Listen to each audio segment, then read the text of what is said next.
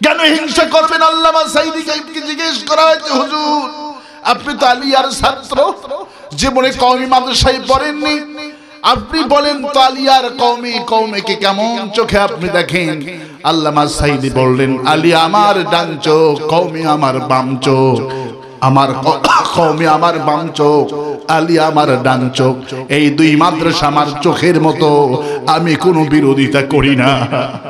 আল্লামা সাঈদী যখন এমপি ছিলেন, হাটহাজারী মাদ্রাসায় তিনি চট্টগ্রাম তাফসীর মাহফিলে গেলে প্রতিনিয়ত মাদ্রাসায় যেতেন। কওমির বড় বড় আলেম, দক্ষিণবঙ্গে বড় বড় কওমি মাদ্রাসা আছে। কায়েস সাহেব হুজুর ঝালকাঠি এসেছেন, কামিল মাদ্রাসার প্রিন্সিপাল আল্লাহর ওলি পীরে কামিল আল্লামা সাঈদী শশিনার ছাত্র। যখনই সুযোগ পেতেন কওমি আলেমদেরকে দাওয়াত করে করে খাওয়াতো। মুফতি ইজহার সাহেব এখনো বেঁচে আছেন, আল্লামা আজিজুল হক সাহেব দুনিয়া থেকে বিদায় হয়ে গিয়েছেন। যখন কওমির বড় বড় আলেমরা বিপদে পড়তেন, এই আল্লামা দিলওয়ার হোসেন সাঈদী সিংহের মতো গর্জন দিয়ে তাদের মুক্তির জন্য দোয়া করত, কামনা করত। আজ তিনি জেলখানায়, আজ আমার দেশে আলিয়া কওমি সব মানুষ যদি তার জন্য দোয়া করত, মুক্তি যেত, এতদিন জেলখানায় থাকতো না। এক হুজুর মুক্তি চায়, আর এক হুজুর বিরোধিতা করে। আমার ভাইরা, আমার বন্ধুগণ আমার, আল্লাহ বলছেন কোরআনের মাহফিল কিছুতেই বন্ধ হবে না, কারণ কোরআনের মালিক কে? ইন্না নাহনু নাযালনা যিকরা ওয়া ইন্না লাহু লাহাফিজুন। কোরআন নাজিল করেছি আমি আল্লাহ, আর কোরআনের সব সংরক্ষণ ইবাদত আমি আল্লাহ নিজেই করব। এই পৃথিবীতে বাইবেলে হাফেজ নাই, জিন্দা বিস্তর হাফেজ নাই, ত্রিপিটকের হাফেজ নাই, কোন ধর্মীয় কিতাবের হাফেজ নাই। এই যে বুলবুল আসে, সিডর আসে, টর্নেডো আসে, এগুলো এসে যদি তামাম পৃথিবী তছনছ হয়ে যায়, ভেঙে চুরে তুরমার হয়ে যায়, যদি পৃথিবীতে আবার যদি কিছু মানুষ থাকে, গোটা পৃথিবী থেকে যদি চ্যালেঞ্জ করা হয়, কে পারবে তাদের ধর্মীয় কিতাবকে আবার বিশ্ববাসীর কাছে ছাপাই করতে? হিন্দুরা কি পারবে কোন? খ্রিস্টানগুলি পারবে কোন? শেখেরা কি পারবে কোন? বেদেরা কি পারবে কোন? একটা জাতি বলবে আমরা পারবো, সেই জাতির নাম হলো মুসলমান। মুসলমান কোরআন যারা মুখস্থ করেছে, এদের সংখ্যা এখন 22 কোটি। ইন্না নাহনু নাযালনা যিকরা ওয়া ইন্না লাহু লাহাফিজুন। কোরআন নাজিল করেছি আমি আল্লাহ, আর কোরআনের সব সংরক্ষণ আমি আল্লাহ নিজেই করব। আল্লাহু আকবার।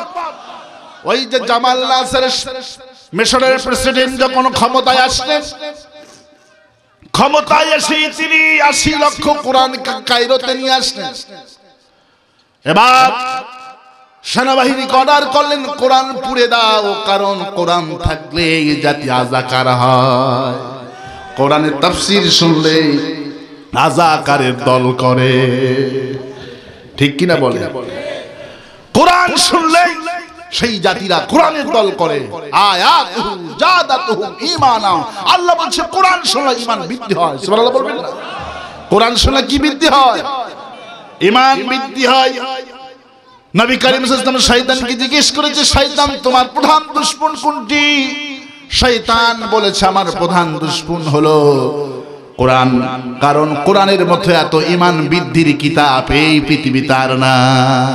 আল্লাহ বলছে আয়াতুহু জাদাতুহুম ঈমানা ওয়া আলা রাব্বিহিম ইয়াতাওয়াক্কালুন। কোরআন শুনলে ঈমান বাড়ে, এমন ঈমান বেড়ে যায় এই লোকগুলি ফাঁসির মঞ্চে যায়, তবু কোরআনের দল ছাড়ে না। রাষ্ট্রপতির কাছে ক্ষমা ভিক্ষা চায় না যে আমি মাপ চাই, আল্লাহু আকবার বলে।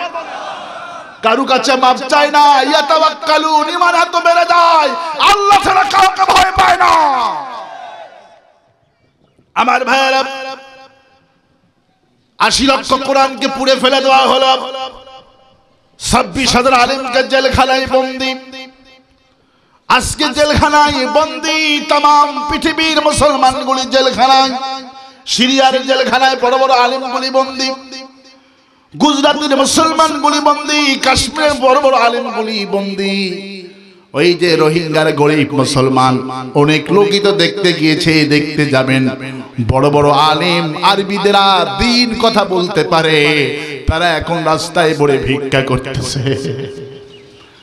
হাফেজের মহিলারা যাদেরকে পর্দা তো সূর্য দেখে নাই, সেই সমস্ত মায়েরা ক্ষুধার যন্ত্রণায় বাইরে হাত পাতায়। আল্লাহ তোমার এই কোরআনের পাখিদের যারাই অবস্থা করলো, বিচার তোমার কাছে দিলাম, তুমি বিচার করে দাও। আল্লাহু আকবার বলেন। আমার ভাইয়েরা, আমার বন্ধুগণ, আমার 26,000 আলেমকে জেলখানায় বন্দী। তার মধ্যে একজন মধ্যে মুজাহিদ, আমিরে জামাত, ইসলামী আন্দোলনের মহান নেতা, ফি জিলালিল কোরআনের তাফসীর কারক সৈয়দ শহীদ কুতুব রহমাতুল্লাহ আলাইহি বন্দী। এত বড় তাফসীর কারক দুনিয়াতে আর হয়নি। তাফসীর করতে করতে এত তাফসীর কারক জনপ্রিয়তা দেশে অর্জন করেছিলেন, যেখানে তাফসীর করতে যায় লাখ লাখ মানুষ। তাফসীর যখন লেখে, বই কবে বের হবে হুজুরের, জনগণ তাতক পাখির মতো তাকিয়ে থাকতেন।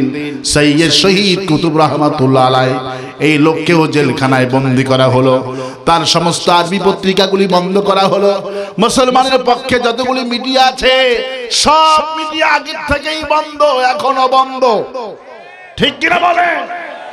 আমাদের দিগন্ত ছিল কি ছিল না? কথা বলেন না কেন? ইসলামিক টিভি ছিল কি ছিল না? পিস টিভি ছিল কি ছিল না? আমাদের পক্ষের যতগুলি শক্তি সবগুলি বন্ধ। আল্লাহ বলে, ওরা কেন বন্ধ করে তোমরা জানো না? ওরা এই জন্য বন্ধ করে যাতে করে মুসলমানের পক্ষে প্রচার করার কেউ না থাকে, সাক্ষী কেউ না থাকে, মিডিয়াগুলি বন্ধ। কিন্তু আল্লাহ কি বলেছে জালেমেরা শুনে রাখ। আল্লাহ বলছে কাফা বিল্লাহি শাহিদা, আমি আল্লাহ মুসলমানের জন্য নিজেই সাক্ষী। আল্লাহু আকবার। ওয়া কাফা বিল্লাহি শাহিদা, আমি আল্লাহ নিজেই সাক্ষী হয়ে আছি। তোমরা মিডিয়া বন্ধ করতে পারো, পত্রিকা বন্ধ করতে পারো, হক কথা বন্ধ করতে পারো, ঠিক কিনা বলেন? কিন্তু আকাফা বিল্লাহি শাহিদা, আমি আল্লাহ নিজেই ডানপন্থীদের পক্ষে সাক্ষী দিব। আল্লাহু আকবার বলেন। সৈয়দ শহীদ কুতুবের সব পত্রিকা বন্ধ, জেলখানায় বন্দী। 80 লক্ষ কোরআন যখন পড়েছে, দেশে তো কোরআন শূন্য, কোরআন নাই। তিনি আলেমদেরকে নিয়ে মিটিংয়ে বসলেন জেলখানায়। সুবহানাল্লাহ বলবেন না? মুমিন বান্দা জেলখানায় গেলেও লাভ, বাহিরে গেলেও লাভ। সুবহানাল্লাহ বলেন। মুমিন বান্দা যেখানেই যাবে সেখানেই ভালোবাসা। আল্লাহু আকবার বলে। মুজাদ্দিদ আল-বিসানি রাহমাতুল্লাহ আলাইহি সম্রাট আকবর জেলে ঢুকাইলেন। 6 মাসের মধ্যে জেলখানার যত চোর আর ডাকাত ছিল সব ইসলামী আন্দোলনের দলে নাম লেখায়া দিলেন। জেলার সাহেব চিঠি লিখলেন সম্রাট আকবরকে, কাকে জেলখানায় বন্দী করেছেন, আর 1 মাস যদি জেলখানায় থাকে জেলখানার তালা ভেঙে বের হবে। কারণ জেলখানার মধ্যে যত লোক, যত বিভিন্ন দলের লোক ছিল সব মুজাদ্দিদ আল-বিসানি দলে অন্তর্ভুক্ত হয়ে গেছে। মুমিন জেলখানাতে গেলেও দাওয়াতি কাজ করে। আল্লাহু আকবার বলে। যত বক্তা, যত মুফাসসিরকে বন্দী করা হয় জেলখানাতে গেলেই তাদেরকে ইমামতি দেওয়া হয়। আমার বন্ধু আব্দুল্লাহ আল আমিন গত বছর জেলখানায় গেলেন, এসে আমাকে বলছে, দোস্ত জেলখানাতে যে সম্মান, সুবহানাল্লাহ বলবেন না? আমি যেদিন থেকে গেছি সব সময় শুধু কয় হুজুর আপনার মুখে তাফসীর শুনতে চাই। আর জেলখানার মধ্যে যারা ছিল এরা কয় আল্লাহ হুজুর যেন 1 বছরেও না বের হয়। আলহামদুলিল্লাহ বলবেন না? সাইদি সাহেব জেলখানার থেকে, জেলখানার মধ্যে যারা আছে কেউ চায় না, কারণ ঈদের দিনে সাইদি নিজে খুতবা দেয়। জেলখানার ভিতরে সাইদি নামাজ পড়ান। লোকেরা বলে আল্লাহ সাইদির পেছনে যতদিন আমরা আছি ততদিন যেন জেলখানার মধ্যে সাইদিরে পাই। সাইদির পেছনে নামাজ পড়লে কলজা ঠান্ডা হয়। ওরাও বলতেছে আল্লাহ সাইদি যেন না বের হয়। আল্লাহু আকবার বলে। আর আমরা বলছি আল্লাহ আমাদেরকে ফিরায় দাও। আল্লাহু আকবার বলে। মুমিন যেখানে যায় সেখানেই মুমিনকে মুসলমান চায়। আল্লাহু আকবার বলে। মুমিনের কোনো লস নাই, মুমিনের কোনো লস, আমাদের কোনো লস নাই। মরলে শহীদ, বাঁচলে কি? বাঁচলে গাজী। লস বলতে কোনো জিনিস শব্দ ইসলামে। আমার ভাইয়েরা, সৈয়দ শহীদ কুতুব আলেমদেরকে নিয়ে জেলখানায় পরামর্শ করলেন। হাফিজ কোরআন জেলখানায় কতজন বন্দী? বলল জেলখানার মধ্যে 3000-এর অধিক হাফিজ কোরআন বন্দী। সুবহানাল্লাহ বলবেন না? ওই সমস্ত আলেম হাফেজদেরকে সরকার ধরে না, কোন দিন ধরে না। ফাও হুজুরদের, ফাও আলেমদের কোন দিন সরকার ধরবে না। যারা শুধু মাথায় পাগড়ি বাঁধবে আর হাফেজ হবে, নামাজ পড়াবে, এতটুকু শেষ। সরকারের দরকার এদের নাই। সরকার ওই সমস্ত আলেম, ওই সমস্ত হাফেজদের টার্গেট করে যারা শুধু ইমামতি করতেই জানে না। শুধু হাফেজই নয়, ইমামতি করার যোগ্যতা যেমন আছে, মাদ্রাসার প্রিন্সিপাল হওয়ার যোগ্যতা তেমনই আছে। মাদ্রাসার প্রিন্সিপাল হওয়ার যোগ্যতা যেমন আছে, কলেজ বিশ্ববিদ্যালয়ের প্রিন্সিপাল হওয়ার যোগ্যতা তেমনই আছে। কলেজ বিশ্ববিদ্যালয়ের যোগ্যতা যেমন আছে, ওই লোকটা এমপি, মন্ত্রী, রাষ্ট্রপতি হওয়ার যোগ্যতাও আছে।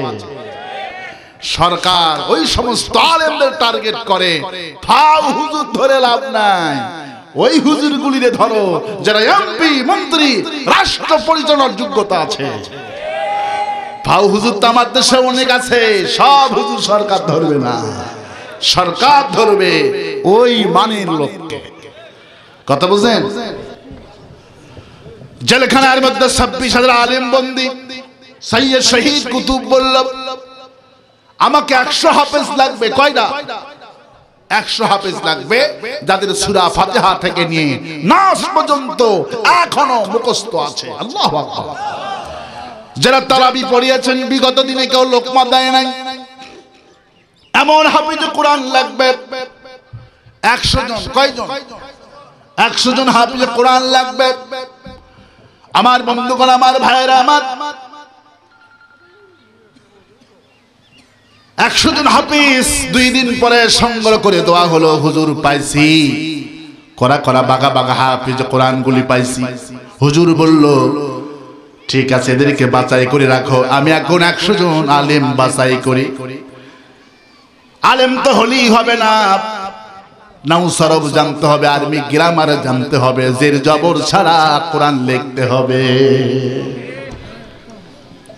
বললে এই সমস্ত আলেম কয়জন আছে জেলখানায়? নাউ সরব জানে, আরবি গ্রামার জানে, জের জবর কোরআন শরীফ ছাড়া পড়তে পারে। এই রকমের মানের আলেম কয়জন আছে জেলখানায়? খুঁজে খুঁজে 100 জন আলেমকে বাছাই করা হলো। পরের দিন, 3 দিন পরে জেলখানার ভেতরে 100 হাফেজকে লাইন করে বসিয়ে বলল, বাবা, তোমরা হয়তো জানো, খবর পৌঁছেছে, জালেম বাদশা জামান নাসের সব কোরআন শরীফ পুড়িয়ে শেষ করে দিয়েছে। কোরআন শরীফ দেশে ছাপাইতে হবে। সুতরাং বসে থাকলে চলবে না, তোমরা কোরআন পড়ো। আমরা 100 আলেম কোরআন লেখা শুরু করে দিলাম। জেলখানার ভেতরে 100 হাফেজ কোরআন মাগরিবের নামাজের পর পর কোরআন লেখা শুরু করে দিলেন। আর 100 আলেম কোরআন লেখা শুরু করলেন। 100 হাফেজ কোরআন পড়া শুরু করলেন। ওরা পরে এরা লেখে। লিখতে লিখতে যখন আসসালাতু খায়রুম মিনান নাওম, ফজরের আযান যখন দিয়েছে, জেলখানার ভেতরে পুরা কোরআন শরীফ তখন কমপ্লিট হয়ে গেছে। ইন্না নাহনু নাযালনা যিকরা ওয়া ইন্না লাহু লাহাফিজুন। কোরআন নাজিল করেছি আমি আল্লাহ, আর কোরআনের সবগুণ সংরক্ষণের ইবাদতের দায়িত্ব আমি আল্লাহ নিজেই করব। ভয় পাওয়ার কোনো কারণ নাই, হতাশ হওয়ার কোনো কারণ নাই। কে বলেছেন? জামান নাসির। আবার কোরআন শরীফ সাবায়া কপি জেলখানার থেকে, জেলখানার প্রশাসন যারা ছিল তারাও মুসলমান। তারা বলে, হুজুর চাকরি করি, কিন্তু আপনি যে নিরপরাধ ছেলে তা আমরাও জানি। কোন সুবহানাল্লাহ। কোরআন শরীফ আবার পাচার করে দিলেন গোপনে। দেশের মানুষ আবার কোরআন ছাপায়ে ছাপায়ে পড়তে লাগলেন।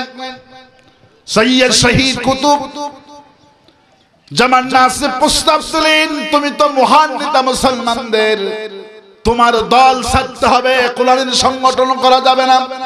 যদি আমাদের তাফসীর মাহফিলে কোটি কোটি কোন হুজুরের জন্য লোক হয়, সরকার এই কোটি কোটি লোকের জন্য অসুবিধা হয় না, একটি সুশৃঙ্খল সংগঠনের জন্য সরকারের ভয়। আমার মাহফিলে যদি প্রতিদিন কোটি কোটি লোক হয়, তাবলীগের ইজতেমায় যদি লক্ষ লক্ষ কোটি কোটি লোক হয়, সরকারের এই কোটি কোটি লোক কোনো ব্যাপার না, আসবে শুনবে চলে যাবে।